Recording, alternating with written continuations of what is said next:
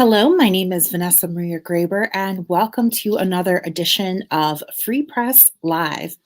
On today's show, we're going to be talking to Senior Policy Counsel Carmen Scarato, and she works with us at Free Press, and she has been doing a lot of work around holding the major social media platforms accountable for the content that is put on those sites. Today, specifically, we are going to talk about the Jabbasta Facebook campaign, which is really focused on the proliferation of Spanish language disinformation. I'd like to welcome to the show Carmen Scarato. She is Senior Policy Counsel at Free Press. She develops legal strategies, policies, and regulatory filings to protect the open internet, promote network resiliency, foster universal broadband access, prevent media consolidation, and ensure platform accountability, which is what we're going to talk about today. Welcome. Thank you, Vanessa. So last week we had a major news conference and announcement at Free Press, and that was the launch of the Jabbasta Facebook campaign, which again is focused on ending the widespread proliferation of Spanish language disinformation targeting the Latinx population here in the United States and abroad. Can you tell us a little bit about your work prior to this, which is about holding the platforms accountable? What does that mean, and how did this project come about? Sure. So, just going back a couple of years, we started to change the terms in 2018, and this was a set of recommended policies to the platforms, really explaining to them how they can curb hate and disinformation from their platforms. And so we have policies about enforcement, transparency, the right of appeal, their corporate governance. And we really looked at this problem as a whole, because what was happening on these platforms and what we could see is that the hate and the harassment that was happening online was leading into real world violence against these communities. And so it wasn't just something that was online, it was really impacting safety and health. And so we thought that this is, something that these companies absolutely need to take into consideration. They needed to start removing more content, being more transparent about how they were managing their platforms.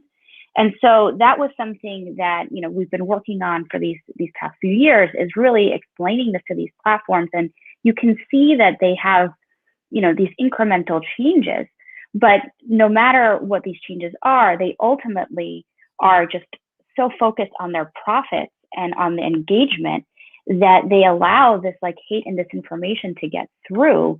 And again, it's about the way that this hate really disrupts our ability to get reliable information out to our communities.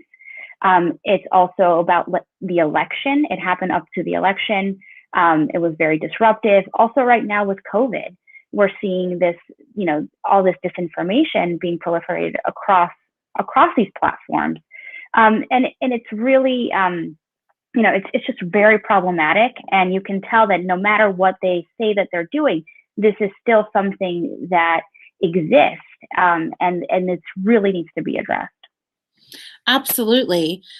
You recently authored an op-ed on color lines, which I encourage people to read. It's called Facebook and the Disinformation Targeting Latinx Communities. You did that with Jessica Cobian and Brenda V. Castillo. I'm just going to read a part of it because it really puts into context what you're talking about.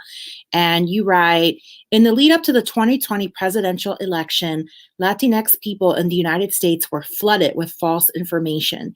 Even worse, these deceptive campaigns targeting the Latinx community have continued long after Election Day, aiming to undermine the results of the election, erode trust in the new administration, and mislead our community about the dangers of COVID-19 and the efficacy of the vaccines. While Facebook attempts to paint Spanish language moderation as an issue that only impacts Spanish speakers in other parts of the globe, the reality is that in the US, more than 40 million people speak Spanish at home, giving our nation the second largest Spanish-speaking population in the world. And I just don't think a lot of people realize how many people speak Spanish in the US and who are being exposed to this potential disinformation. Right. And that's the thing. It's 40 million people speaking Spanish at home just here in the US. And every time we had raised this issue with Facebook, they pointed us, well, yeah, we know, there's other people in our company and this other part of the globe that are working on this issue. And really there needs to be someone here in the US addressing this. And that is one of the reasons that when we started this campaign, we started thinking about what are the solutions and what are the things that could really make change when it comes to the Spanish language disinformation. Because what we were seeing, and the reason that this op-ed came to be, that this campaign started, is that when Facebook in particular was updating their policies around the election, around misinformation, they were also doing these like sweeping enforcement actions and posting about how many groups, how many pages, how many accounts they were removing under these new policies. But then when we went on the platform to look at some of the Spanish language things that we had seen, that stuff was allowed to stay up.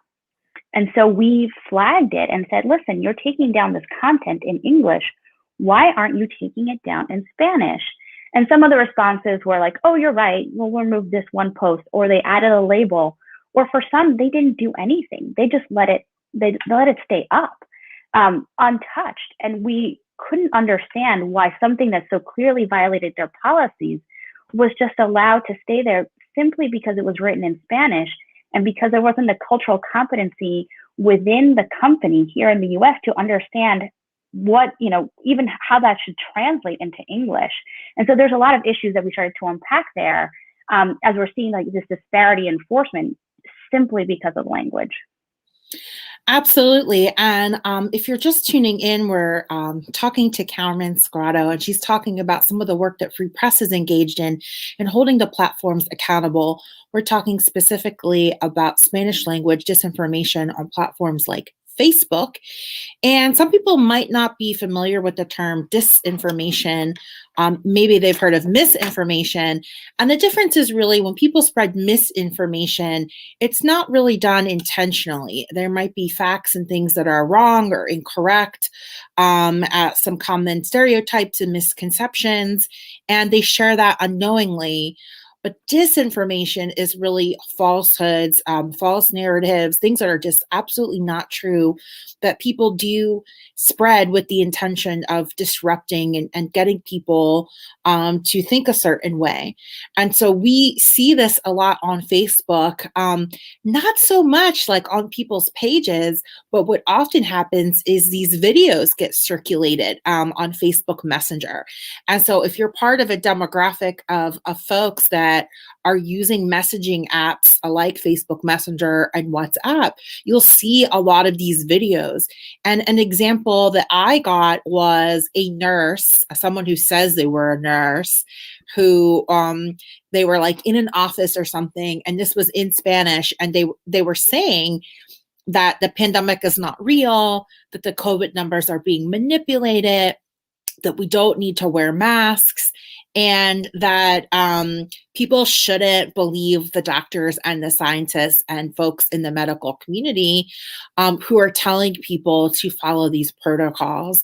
And several people sent me this video with the nurse from I don't even know where. They said they couldn't say their location or their hospital.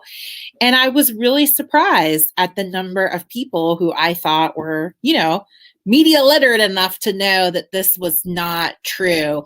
But the reality is that, it does take a lot for somebody to discern what's real and what's not. Can you talk about some of the solutions that this campaign is putting forward to help address this issue and stop videos like these being circulated? Sure. I mean, we had actually like a 4-step action plan for Facebook. And the first part of that was to appoint someone in the executive level to oversee this issue, to ensure that their policies that they are enforcing on English content get enforced just the same when it comes to Spanish language content. And I think this is really, important because you need to have someone at the top understanding and overseeing this. And so that was our first set of demands. The second thing we were talking about, and I kind of alluded to this, is this issue of translation. And what does that mean when it comes to actually moderating the content? Do you need to first translate the Spanish into English and then get an English moderator to look at the content, to see what's there, to see if it violates the policies? And the reason this is important is because things can actually get lost in translation, literally.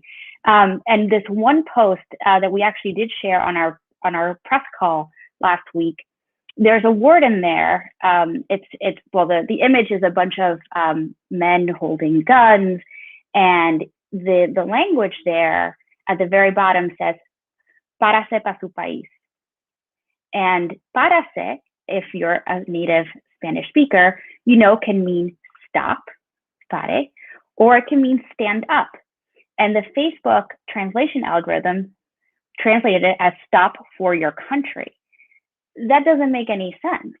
And so, that is something that they're said, well, it doesn't violate our policies because "stop for your country" is not a real call to arms.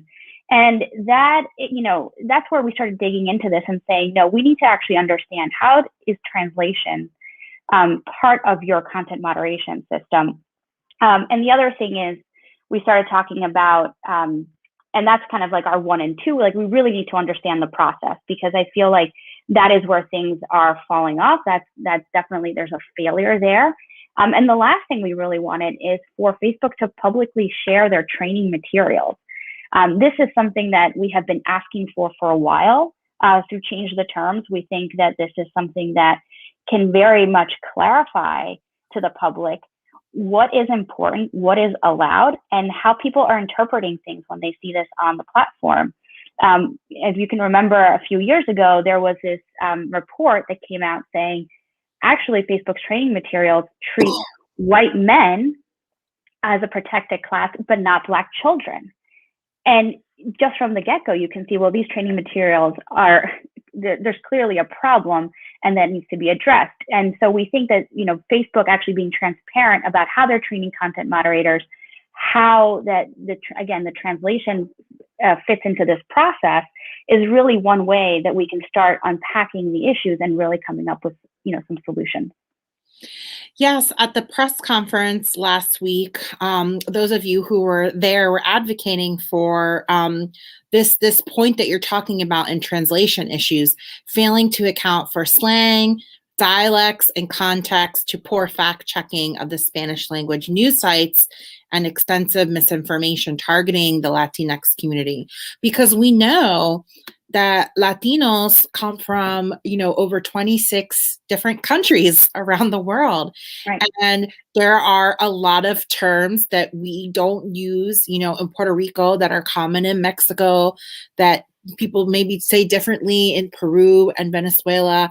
And so those cultural differences and nuances with the dialect require people from a variety of different countries to be part of a moderation team, so that collectively they could catch on to those things.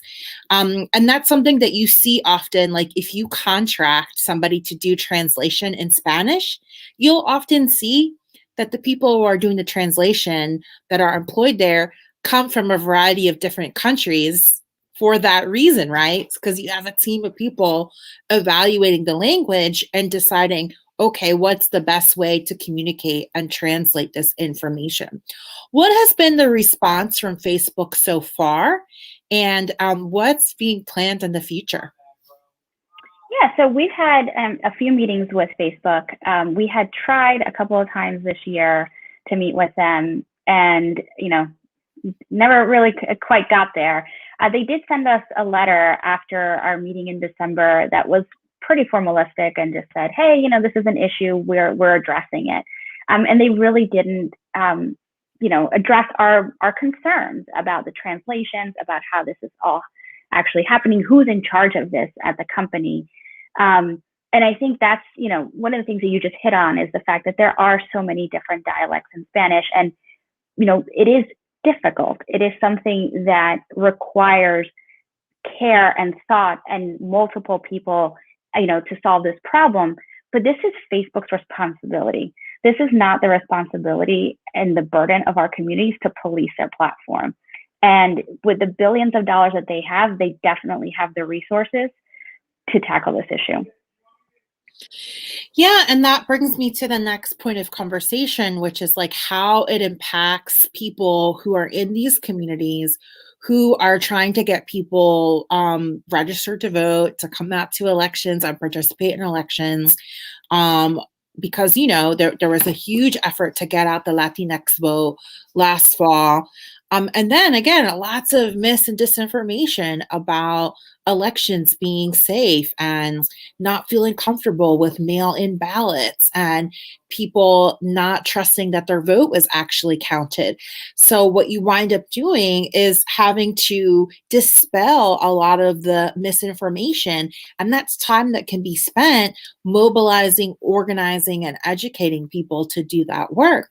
Now we're at this point where we see a huge disparity with vaccine distribution, and it's not very equitable in Latinx communities for various reasons. I think probably the biggest barrier is the lack of access to internet and digital technologies, lack of access to healthcare, lack of access to information in Spanish. But another factor that plays a huge role is people's mistrust of vaccines and their belief in a lot of falsehoods about how the vaccine is going to affect them. And so, is this something that you're seeing as well, like how it's affecting organizing and people involved in things like public health and also in civic engagement? Yeah, I mean, we are seeing that too. And, you know, there were some of these pages that we were tracking on Facebook that their sole purpose was to put out this mis and disinformation, right? And these are campaigns that they continue. And Facebook really needs to, you know, shore up its content moderation and really, you know, tackle this and not just say, hey, we removed like 12 million pieces of content, which is, I think, in their most recent blog post. They really need to address like what the barriers are to then removing this content also in Spanish. But also at the same time, like this is very difficult to track, right? Because each of us, if you log into Facebook, we have our own news feed, we have our own group of friends, our own like likes and things. And so when you're trying to actually understand what the platform is doing, it is a very individual experience. And I think that is also part of what you're seeing with like people sharing videos through Messenger. That's not something that happens to be very often. But I do see these things pop up in my feed, or I have someone just come up to me and say, you know, I saw this on Facebook, and they're telling me that there's these issues with the vaccine, and it's really making me think, like, is it safe? Should we be doing it? And, you know, I appreciate that people come up to us with those, you know, or come up to me with those concerns, but really the origin is these stories that they see their friends sharing, and sometimes from other parts of the world. So I think, again, this is something that if Facebook really were committed to this problem, they would be telling us how they are addressing Spanish language disinformation. That's right.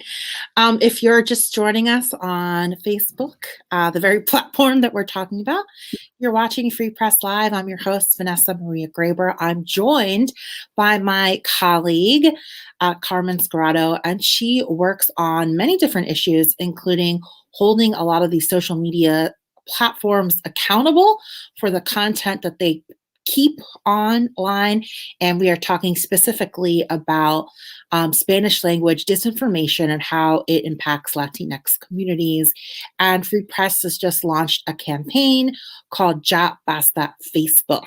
Can you talk about some of the other partners and who's joined this coalition? Sure, absolutely. So the Jabbasta Facebook, you know, Enough is Enough Facebook campaign really came together with our allies at the Center for American Progress and the National Hispanic Media Coalition. So we have been working together on this for quite a while now. Like I mentioned, we had a meeting with Facebook in December, and that came actually after a letter that we had sent in November. And that was, again, before, you know, we just had these continual meetings with them and emails and calls about this issue. And, you know, here we are now in March, and we still don't have answers. And I think that's really what led us to this campaign, because, you know, we have tried to raise awareness of this issue within the company. And no matter what we did, how we, you know, presented this issue to them, we really weren't met with any solutions. We were met with excuses. when we came to these meetings. So I think that's where, now it's the time to act. Mark Zuckerberg is going to be before Energy and Commerce Committee tomorrow.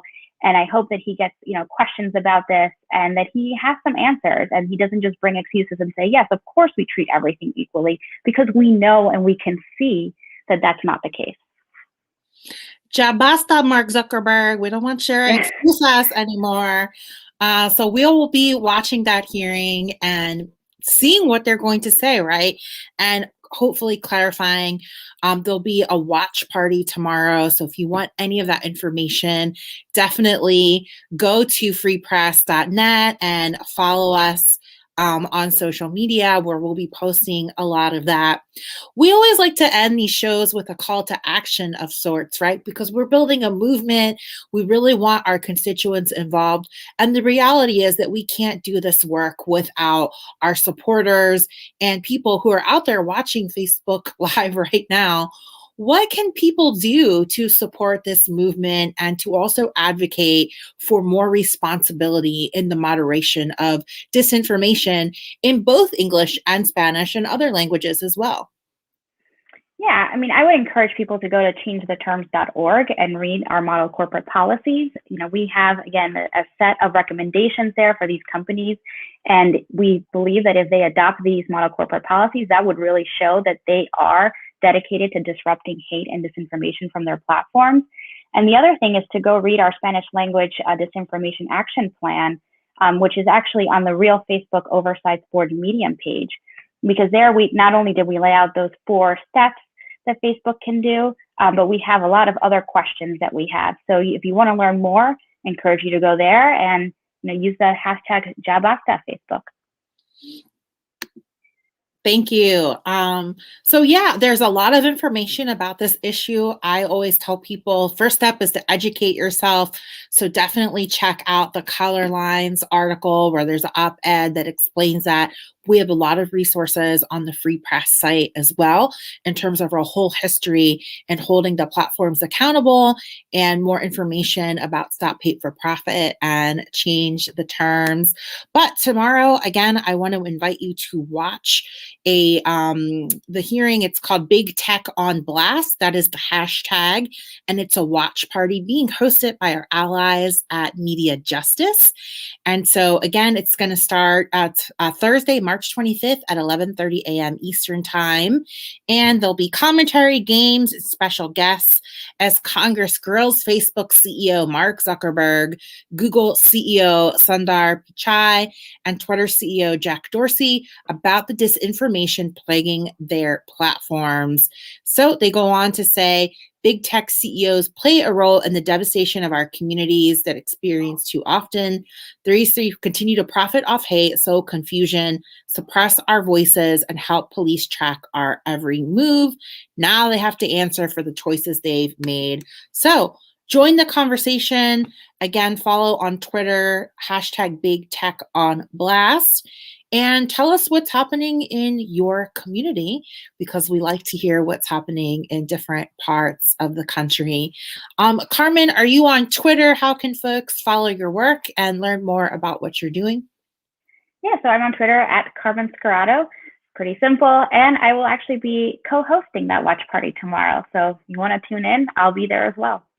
And is there anything else on the horizon that folks should know about and which our colleagues are working on in terms of more projects or campaigns with the social media platforms? Yeah, we're going to be, going hard at these social media companies because especially YouTube. I feel like they have such an issue with actually recommending this disinformation. They have so much going on their platform, and I feel like their policies right now, they've not really enforced them. And you can tell with the way that Susan Wojcicki said that all of a sudden that when the risk of violence is reduced, that they'll just unlock Donald Trump's account. I think that's an issue that needs to be addressed at this hearing as well. And what does that mean? Their 3 strikes policy. There's just so many questions about why inciting violence in the way that Donald Trump did is just a one strike, and it doesn't actually require him to be completely deplatformed from YouTube. So I think those are questions that need to be asked. And also just understand that these platforms actually do interact with each other, right? So a lot of people on Facebook will say, hey, go to YouTube, and here's where my video content lives. So we need to understand how that is all working, and how they actually, work together in some ways to profit from this hate and disinformation.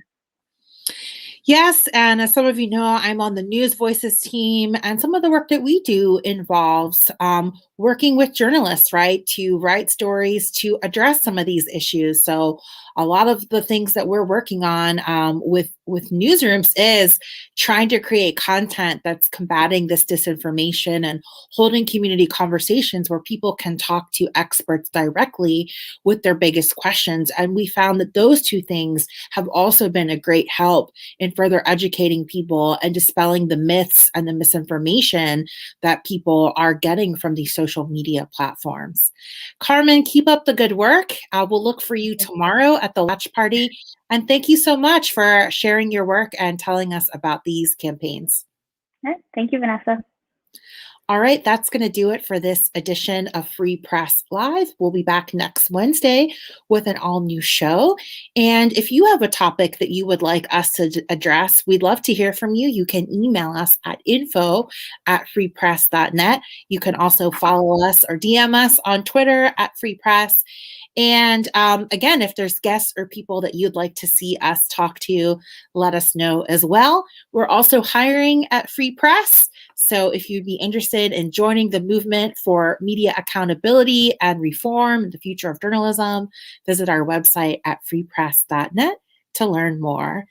I'm Vanessa Maria Graber. Thank you so much for listening and watching.